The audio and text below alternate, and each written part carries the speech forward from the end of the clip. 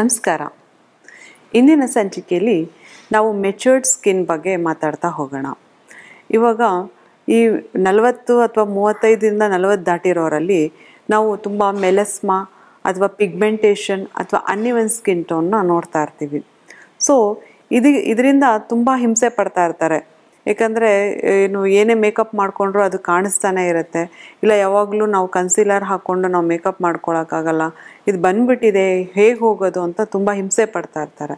So ಈ matured ಸ್ಕಿನ್ನಲ್ಲಿ ಅಥವಾ ಈ ಮೆನೋಪಾಸ್ ಟೈಮಲ್ಲಿ ಈ ಹೆಣ್ಮಕ್ಳಿಗೆ ಇದು ತುಂಬ ಕಾಮನ್ ಆಗಿಬಿಟ್ಟಿದೆ ಇವಾಗ. ಸೊ ಅದಕ್ಕಾಗಿ ಏನು ಮದ್ದನ್ನು ಯೂಸ್ ಮಾಡ್ಬೋದು ಅಂತ ನೋಡೋಣ. ಸೊ ವಯಸ್ಸು ಆಗ್ತಾ ನಮ್ಮ ಸ್ಕಿನ್ನಲ್ಲಿರುವಂಥ ಕೊಲಾಜನ್ ಆಗಲಿ ಅಥವಾ ಮೆಲೋನಿನ್ ಆಗಲಿ ಕಡಿಮೆ ಆಗ್ತಾ ಹೋಗುತ್ತೆ. ಇದರಿಂದ ನಮಗೆ ಅನ್ಇವನ್ ಸ್ಕಿನ್ ಟೋನ್ ಮತ್ತು ಮುಖ ಜೋತ್ ಬೀಳೋದು ಇದೆಲ್ಲ ತುಂಬ ಕಾಮನ್ ಆಗಿಬಿಟ್ಟಿರುತ್ತೆ.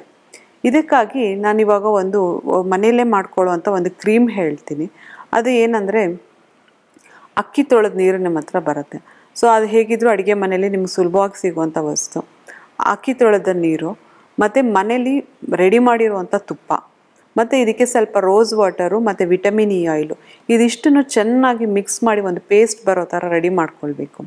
ಸೊ ಇದನ್ನು ನೀವು ಡೈಲಿ ಬೆಳಗ್ಗೆ ಮತ್ತು ರಾತ್ರಿ ಮಲಗುವಾಗ ಇದನ್ನು ಹಚ್ತಾ ಬಂದರೆ ಮುಖದಲ್ಲಿರುವ ಬ್ಲೆಮಿಷಸ್ ಆಗಲಿ ಕಲೆಗಳಾಗಲಿ ಕಡಿಮೆ ಆಗ್ತಾ ಹೋಗುತ್ತೆ. ಮತ್ತು ಇನ್ನೊಂದು ಸ್ಪೆರುಲಿನಾ ಅಂತ ಸಿಗುತ್ತೆ. ಅಂದರೆ ಇದು ಆಲ್ಗೆ, ಇದು ನಿಮ್ಮ ಅಮೆಝಾನಲ್ಲೆಲ್ಲ ತುಂಬ ಈಸಿಯಾಗಿ ಸಿಗುತ್ತೆ. ಇದನ್ನು ನೀವು ತೊಗೊಂಬಂದು ಅದು ಪೌಡ್ರ್ ರೂಪದಲ್ಲೇ ಸಿಗುತ್ತೆ, ಇಲ್ಲ ಕ್ಯಾಪ್ಸುಲ್ ರೂಪದಲ್ಲಿ ಸಿಗುತ್ತೆ. ಸ್ಪೈರೋಲಿನಾ ಅಂತ ಹೇಳ್ತಾರೆ ಇದನ್ನು ನೀವು ತೊಗೊಂಬಂದು ಕರ್ಡ್ ಅಥವಾ ರೋಸ್ ವಾಟರಲ್ಲಿ ಮಿಕ್ಸ್ ಮಾಡಿ ಡೈಲಿ ಹಚ್ತಾ ಬಂದರೆ ನಮ್ಮ ಮುಖದಲ್ಲಿ ಕೊಲಾಜನ್ ಮತ್ತು ಮೆಲೋನಿನ್ ಇನ್ಕ್ರೀಸ್ ಆಗಿ ಮುಖ ಒಳ್ಳೆ ಗ್ಲೋ ಬರುತ್ತೆ. ಮತ್ತು ಈ ಪಿಗ್ಮೆಂಟೇಷನ್ ಮೆಲಸ್ಮಾ ಏನಿದೆ ಇದೆಲ್ಲ ನಿಮಗೆ ಕಡಿಮೆ ಆಗ್ತಾ ಹೋಗುತ್ತೆ.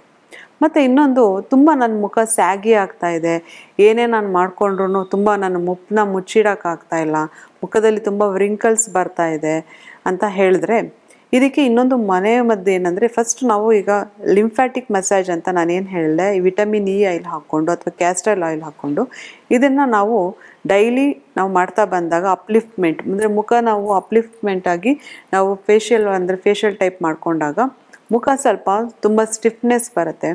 ಇದ್ರ ಜೊತೆಗೆ ಒಂದು ಮಿಕ್ಸಿಗೆ ಒಂದು ಎಳ್ಳು, 1 ಸ್ಪೂನ್ ಎಳ್ಳು ಮತ್ತು ಒಂದು ಕಡಲೆಕಾಯಿ ಬೀಜ ಮತ್ತು ಇದಕ್ಕೆ ಒಂದು ಲೆಕೊರೈಸ್ ಪೌಡರ್, ಇಷ್ಟನ್ನು ನಾವು ಮಿಕ್ಸ್ ಮಾಡಿ ಇದನ್ನು ಒಂದು ಸ್ವಲ್ಪ ಅರಿಶಿನ ಮಾಡಿ ಇದನ್ನು ಒಂದು ಪುಡಿಯಾಗಿ ರೆಡಿ ಮಾಡಿಟ್ಕೋಬೇಕು. ಮತ್ತು ಸ್ವಲ್ಪ ಆಲ್ಮಂಡ್ ಅಂದರೆ ಬಿಳಿ ಎಳ್ಳು, ಕಡಲೆಕಾಯಿ ಬೀಜ, ಆಲ್ಮಂಡ್ಸು ಮತ್ತು ಸ್ವಲ್ಪ ಅರಿಶಿನ ಇದಿಷ್ಟನ್ನು ನಾವು ಮಿಕ್ಸ್ ಮಾಡಿಕೊಂಡು ಮಿಕ್ಸಿಲಿ ಪೌಡ್ರ್ ಮಾಡಿಟ್ಕೊಂಡು ರೆಡಿ ಮಾಡಿಟ್ಕೊಂಡು ಅದಕ್ಕೆ ನಾವು ನಮ್ಮ ಮುಖದ ಅನುಗುಣವಾಗಿ, ಅಂದರೆ ಇವಾಗ ನಮ್ಮ ಸ್ಕಿನ್ ಹೇಗಿರುತ್ತೆ, ಆಯಿಲ್ ಆಗಿದ್ದರೆ ಅದಕ್ಕೆ ಮೊಸರು ಹಾಕ್ಕೊಳ್ಳಿ, ಇಲ್ಲ ಡ್ರೈ ಸ್ಕಿನ್ ಆಗಿದ್ದರೆ ಹಸಿ ಹಾಲು ಹಾಕ್ಕೊಳ್ಳಿ. ಇದನ್ನು ಮಿಕ್ಸ್ ಮಾಡಿ ಡೈಲಿ ಒಂದು ಅರ್ಧ ಗಂಟೆ ಮುಖದ ಮೇಲೆ ಹಚ್ಚಿ ಒಣಗಿದ ಮೇಲೆ ನಾವು ಸ್ಕ್ರಬ್ ಮಾಡಿ ತೆಗೆಯೋದ್ರಿಂದ ನಮ್ಮ ಮುಖ ಒಳ್ಳೆ ಗ್ಲೋ ಬರುತ್ತೆ. ಮತ್ತು ಈ ಮೆಲಸ್ಮಾ, ಪಿಂಪಲ್ಸ್ ಅಥವಾ ವಯಸ್ಸಾದ ಮೇಲೆ ಬರುವಂಥ ಈ ಪಿಗ್ಮೆಂಟೇಷನ್ಸು ಅಥವಾ ಈ ಡೆಡ್ ಸೆಲ್ಸ್ ಏನಿರುತ್ತೆ ಇದೆಲ್ಲ ನಮಗೆ ಕಡಿಮೆ ಆಗ್ತಾ ಹೋಗುತ್ತೆ. ನೀವು ರಿಸಲ್ಟ್ಸ್ ತುಂಬ ಬೇಗನೆ ನೋಡ್ಬೋದು. ಇದೆಲ್ಲ ಒಂದು ವಾರದಲ್ಲಿ ಸಿಗುವಂಥ ರಿಸಲ್ಟ್ಸು. ಮತ್ತು ಇನ್ನೊಂದು, ಈ ನಾವು ಬ್ಯೂಟಿ ಪಾರ್ಲರ್ ಅಥವಾ ಒಂದು ಸ್ಕಿನ್ ಇದರಲ್ಲಿ ಹೋಗ್ಬಿಟ್ಟು ನಾವು ಮೈಕ್ರೋಡರ್ಮಾ ಅಬ್ರೇಷನ್ ಅಂತ ಮಾಡಿಸ್ಕೋತೀವಿ. ಎಲ್ಲರಿಗೂ ಇದನ್ನು ಅಫೋರ್ಡ್ ಮಾಡೋಕ್ಕಾಗೋದಿಲ್ಲ. ಸೊ ಮನೇಲೇ ಒಂದು ಈ ಮೈಕ್ರೋಡರ್ಮಾ ಅಬ್ರೇಷನ್ ಬದಲಾಗಿ ನಾವು ಏನು ಮಾಡ್ಕೋಬೋದು ಅಂದರೆ ಕ್ಯಾಸ್ಟರ್ ಆಯಿಲ್ ತೊಗೋಬೇಕಾಗುತ್ತೆ. ಕ್ಯಾಸ್ಟರ್ ಆಯಿಲ್ಗೆ ಬೇಕಿಂಗ್ ಸೋಡಾನ ಮಿಕ್ಸ್ ಮಾಡಬೇಕಾಗತ್ತೆ. ಅಂದರೆ ಒಂದೇ ಪ್ರಪೋರ್ಷನೇಟ್, ನೀವು 1 ಸ್ಪೂನ್ ಕ್ಯಾಸ್ಟ್ರಾಲ್ ಆಯಿಲ್ ತೊಗೊಂಡ್ರೆ ಅಂದರೆ ಹರಳೆಣ್ಣೆ ತೊಗೊಂಡ್ರೆ ಅದಕ್ಕೆ 1 ಸ್ಪೂನು ನೀವು ಬೇಕಿಂಗ್ ಪೌಡರ್ ಅಂದರೆ ಬೇಕಿಂಗ್ ಸೋಡಾ ತೊಗೋಬೇಕಾಗತ್ತೆ. ಇವೆರಡನ್ನೂ ಚೆನ್ನಾಗಿ ಮಿಕ್ಸ್ ಮಾಡಿ ನಮ್ಮ ಮುಖದ ಮೇಲೆ ಸ್ವಲ್ಪ ಚೆನ್ನಾಗಿ ಮಸಾಜ್ ಮಾಡ್ಕೋಬೇಕಾಗತ್ತೆ. ಈ ಮಸಾಜ್ ಮಾಡ್ಕೊಂಡಾಗ ಈ ಡಾರ್ಕ್ ಸರ್ಕಲ್ಲು ಮತ್ತು ಪಿಗ್ಮೆಂಟೇಷನ್ ಅಥವಾ ಡಾರ್ಕ್ ಸ್ಪಾಟ್ಸ್ ಅಂತ ಏನು ಹೇಳ್ತೀವಿ ಇದೆಲ್ಲ ಹೋಗಿ ಡೆಡ್ ಸೆಲ್ಸ್ ಎಲ್ಲ ಹೋಗಿ ನಿಮಗೆ ಇಮಿಡಿಯೇಟ್ ಗ್ಲೋ ಕಾಣಿಸುತ್ತೆ.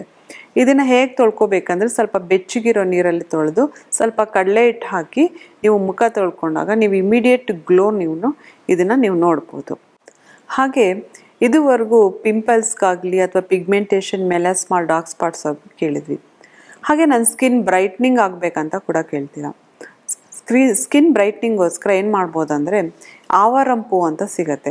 ಅಥವಾ ಆವಾರಕ್ಕೆ ಹೂವು ಅಂತ ಅದ್ರ ಪೌಡ್ರ್ ಸಿಗುತ್ತೆ ನಿಮಗೆ, ಅದು ಮತ್ತು ಲಿಕೊರೈಸ್ ಪೌಡರು, ಅದನ್ನು ನಾವು ರೋಸ್ ವಾಟರ್ ಅಥವಾ ಮೊಸರಲ್ಲಿ ಕಲಿಸಿ ಹಚ್ತಾ ಬಂದರೆ ಸ್ಕಿನ್ ಇಮಿಡಿಯೇಟ್ ಗ್ಲೋ ಸಿಗುತ್ತೆ. ನೀವು ಯಾವುದೋ ಫಂಕ್ಷನ್ಗೆ ಹೋಗಬೇಕಾಗಿರುತ್ತೆ, ನೀವು ಪಾರ್ಲರ್ಗಾಗಲಿ ಅಥವಾ ಎಲ್ಲೋ ಆಚೆ ಹೋಗಿ ನೀವು ಫೇಶಿಯಲ್ ಮಾಡಿಸ್ಕೊಂಡು ಬರೋಷ್ಟು ನಿಮ್ಗೆ ಟೈಮ್ ಇರೋದಿಲ್ಲ. ಸೊ ಇದನ್ನು ನೀವು ಒಂದು 2 ದಿನ ಹಿಂದೆಯಿಂದನೇ ನೀವು ಮಾಡ್ತಾ ಬಂದರೆ ಇಮಿಡಿಯೇಟ್ ಗ್ಲೋನ ನಿಮಗೆ ಕಾಣ್ಬೋದು. ಮತ್ತು ನೀವು ಫ್ಲ್ಯಾಕ್ಸ್ ಸೀಡ್ ಬಗ್ಗೆ ಕೇಳೇ ಇರ್ತೀರಾ, ಶಿಯಾ ಸೀಡ್ ಬಗ್ಗೆ ಕೇಳೇ ಇರ್ತೀರಾ.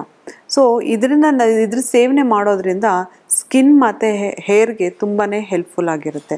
ನಿಮ್ಮ ಸ್ಕಿನ್ ಕೂಡ ಕೊಲಾಜನ್ ಬೂಸ್ಟ್ ಆಗುತ್ತೆ, ಎಲಾಸ್ಟಿಸಿಟಿ ಬರುತ್ತೆ, ಮತ್ತು ಒಳ್ಳೆ ಗ್ಲೋ ಕೂಡ ಬರೋದಕ್ಕೆ ಹೆಲ್ಪ್ ಆಗುತ್ತೆ.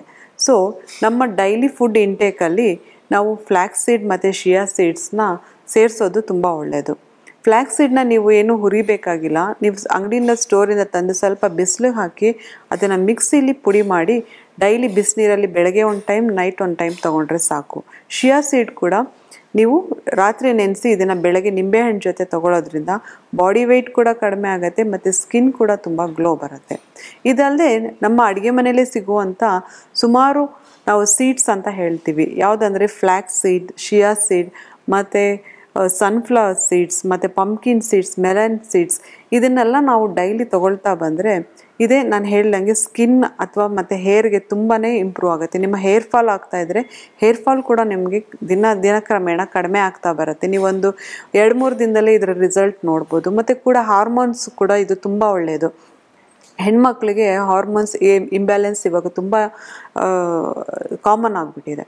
ಸೊ ಈ ಒಂದು ಬೀಜಗಳನ್ನ ನಾವು ಹುರಿದು ಪುಡಿ ಮಾಡಿ ಇಟ್ಕೊಂಡು ಡೈಲಿ ತಗೊಳ್ಳೋದ್ರಿಂದ ಇದು ಒಳ್ಳೆ ಕೊಲಾಜನ್ ನಮಗೆ ಬೂಸ್ಟ್ ಮಾಡುತ್ತೆ, ಮತ್ತು ನಮಗೆ ಆರೋಗ್ಯ ಕೂಡ ಹೆಲ್ಪ್ ಮಾಡುತ್ತೆ. ಮತ್ತು ಇದನ್ನು ನಾವು ಸಲಾಡ್ಸ್ ಜೊತೆ ಆಗಲಿ ಅಥವಾ ಹಾಗೆ ಹಾಲಿನ ಜೊತೆ ಆಗಲಿ ಅಥವಾ ನೀರಿನ ಜೊತೆ ಆಗಲಿ ನಾವು ತಗೋತಾ ಬಂದರೆ ಇದು ದೇಹದ ಮೇಲೆ ತುಂಬ ಒಳ್ಳೆ ಪರಿಣಾಮ ಬೀರಿ ನಿಮಗೆ ಒಳ್ಳೆ ರಿಸಲ್ಟ್ನ ಕೊಡ್ತಾ ಬರುತ್ತೆ. ನೋಡಿದ್ರಲ್ಲ ವೀಕ್ಷಕರೇ, ಇದುವರೆಗೂ ಬಾಡಿ, ಸ್ಕಿನ್, ಹೇರ್ ಹೇಗೆ ನಾವು ಮನೇಲೇ ಕೇರ್ ಮಾಡ್ಕೋಬೋದು ಅನ್ನೋದನ್ನ ಇದುವರೆಗೂ ತಿಳ್ಕೊಂಡ್ರಿ. ಇನ್ನು ಮುಂದಿನ ಸಂಚಿಕೆಯಲ್ಲಿ ಮತ್ತಷ್ಟು ಇನ್ಫಾರ್ಮೇಷನ್ ಜೊತೆಗೆ ಬರ್ತೀನಿ. ಅಲ್ಲಿವರೆಗೂ ನಮಸ್ಕಾರ.